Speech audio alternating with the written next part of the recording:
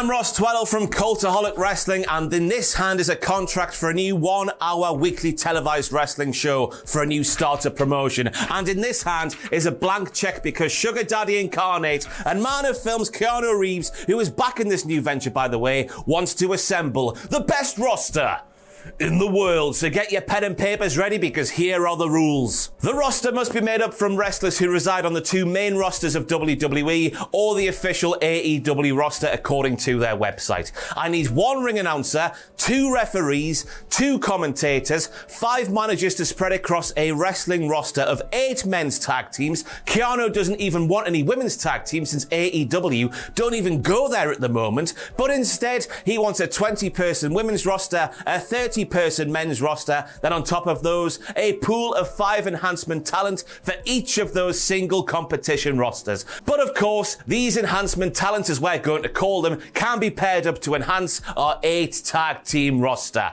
Let's bloody go. Let's start with the tag team roster, and for me, there are a few of those teams that just pick themselves for obvious reasons. It's because they're really good, and when the history books look back on their illustrious careers, it'll confirm that they're really bloody good. FTR, the Usos, and all 3 members of the New Day. Oh, how the Freebird rule. It flies away with the Eagle's nest. They are in my 8-team tag team roster. How couldn't they be? Next comes the Lucha Bros, Mexican, Zero Miedo, and I'll meet them in the ring. Their back catalogue speaks for itself, and without giving too much away for the latter parts of this video, they could form some sort of deathly triangle if they wanted to in this promotion. Get the hammer!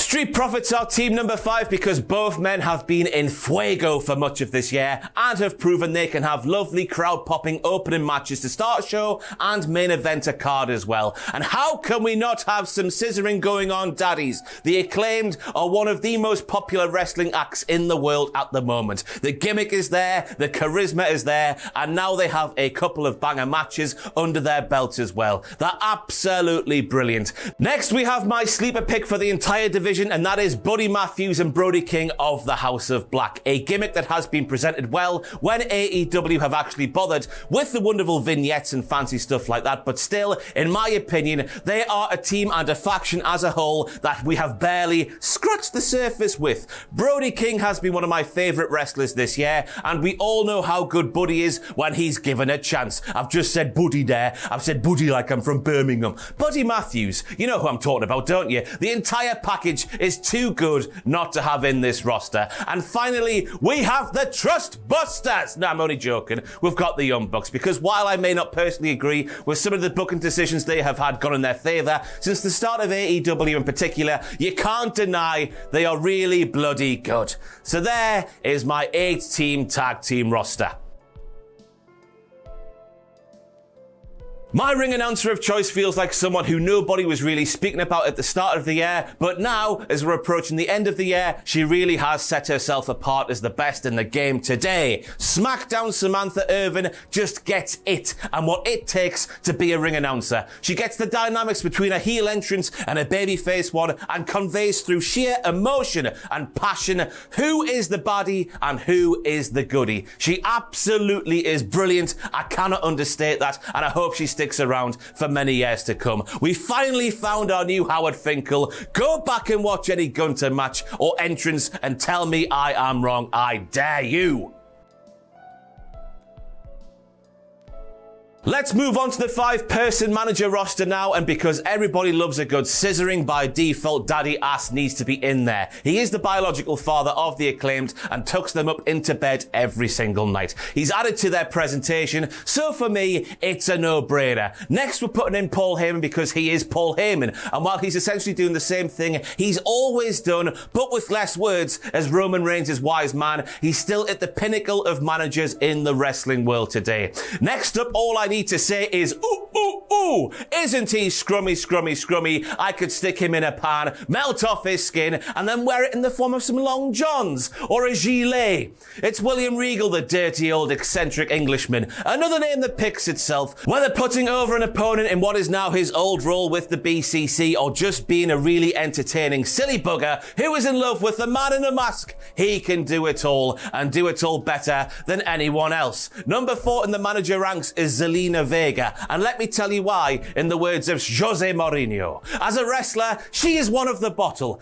As he said back in the day, she's not really standing out from the rest of the roster. But in the manager role, and good on the powers that be on SmackDown for putting her with Legado del Fantasma, by the way, she really is, in my opinion, and in the words of Jose Mourinho once again, a special one. Her promo game is top tier, and that role of business manager type, rather than your stereotypical wrestling manager, it just works. And finally, manager number 5 is someone who just has it. You know that it thing they talk about? She has it. She's the only thing that's interesting about Karrion Kross, in my opinion. Harsh but fair there. It's Scarlett Bordeaux. A different type of manager than the rest mentioned, as her actions do a lot more than her talking does. Some might even say her actions have been a bit lackluster so far, and I would accept that on SmackDown. But as a character like that, there's a lot of things you can do with it, and I think Scarlett can be paired with any number of people on my rosters, so she would work wonders. Bit of a spoiler now, by the way, but Karrion, Mr. Kross, you're not on any of the rosters.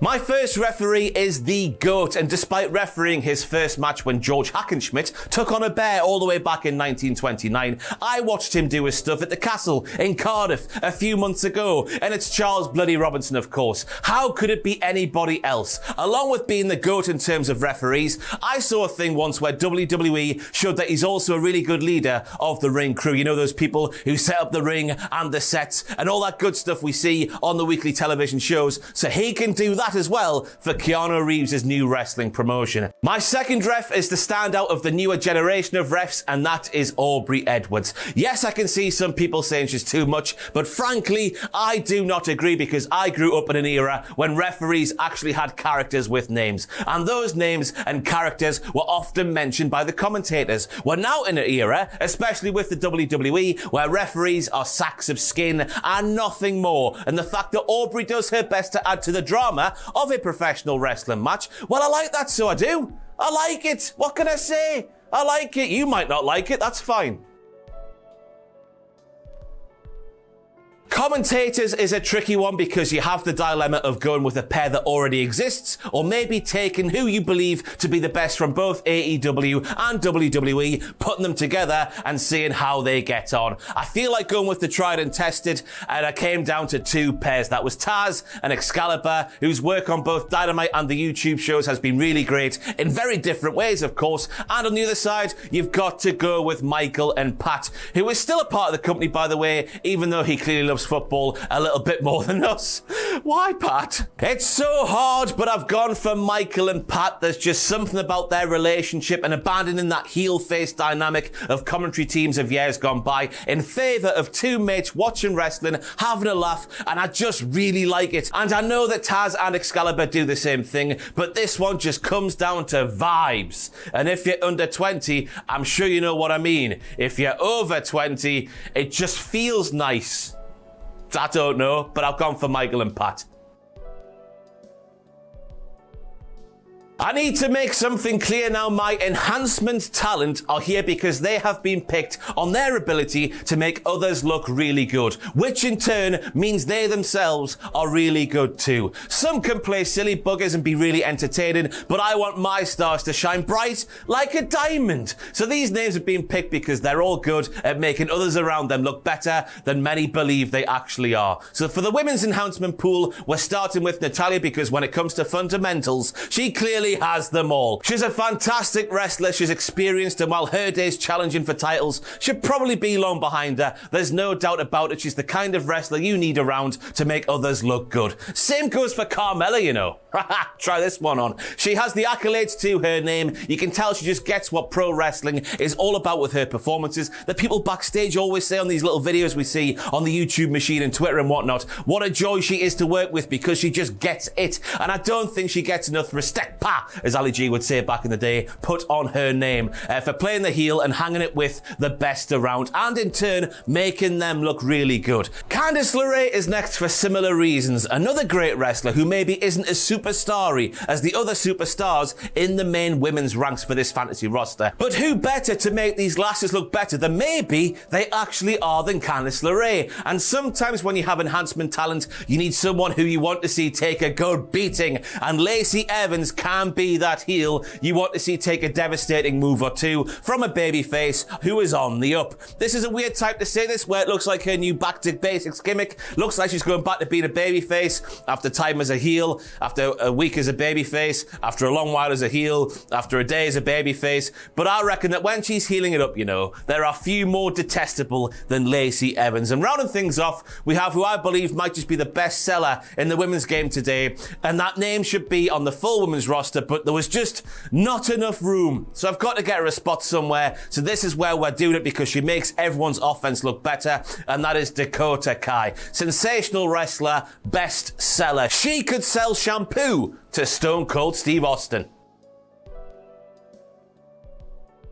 For the men, the first one is easy because he might just be the best around at being a really silly goose and taking moves really well, and that is Brandon Cutler. What a stooge. His pick in this group of male enhancement talent, it speaks for itself, as does the ever-lovable R-Truth. For similar reasons of anything else, he still looks like he's 25, he still moves like he's 25, and has that investment there from the audience. He's got to make others in there to look good while we're laughing along the way. I guess a similar thing could be said for Daddy Magic Matt Murnard. Chris Jericho calls him a walking gimmick, and that just makes complete sense in my opinion. He and Angelo are too entertaining not to be in this roster in some form, so an entertaining, enthralling enhancement role is where we're going with this one. Boom, boom, boom, boom. You can take what I said about Natalya early on and apply it all to Colt Cabana. Him in this role just makes sense to me. He's still so very good, even when he's cutting off the circulation to his own legs while wrestling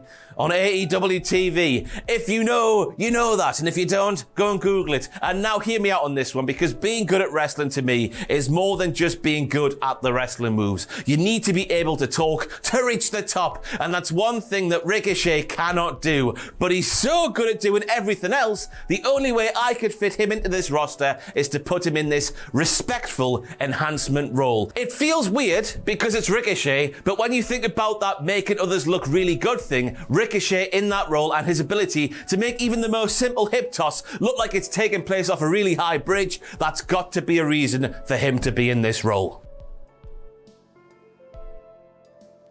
And now we get on to the full women's roster. 20 names, remember. I'm just going to put them on the screen and justify the ones I feel that you might think that I need to justify. So here goes. Lynch, Baker, Hayter, Bailey, Sky, Asuka, Storm, Rosa, if she's not falling out with anything that moves, Flair, Baszler, Banks, Belair, Naomi, Cargill and Ripley are names that I'm sure are on most of your rosters. But if they would let Piper Niven be called Piper Niven and let her wrestle, she would be on all of your rosters too.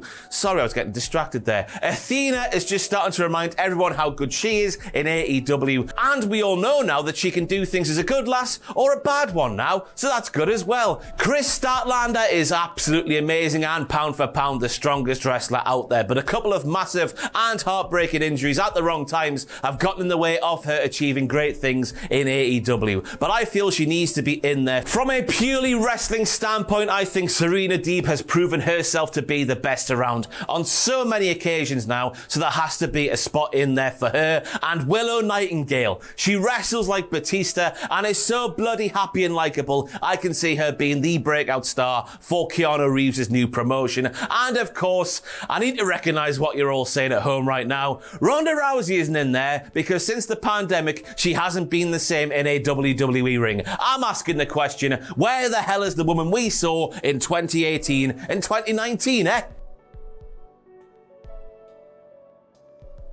And now for the 30-person men's roster in no particular order. Here we go. It's all up there. Look how fancy. I can see what you're saying, but Chad Gable has everything to be one of the biggest stars in the world, and I'm sick of seeing him, right, being a glorified enhancement talent on Raw. We've barely scratched the surface with Malachi Black and the overall presentation there in AEW. Orange Cassidy is really popular, and when he wants to, he can have one hell of a match, whether that's just in terms of doing really cool moves, or as we saw against Will Ospreay earlier this year, he can tell a bloody good story as well. Eddie Kingston is the people's champion, and one of those few people in the wrestling world who just sound like they're speaking like a human when he is cutting a promo. And this is the one, everybody. LA Knight. He is so bloody good. He is professional wrestling. He's a throwback to the main eventers of my youth, and we just haven't seen that yet on SmackDown. Impact Wrestling, NWA, and NXT fans knows exactly what I'm saying here, though.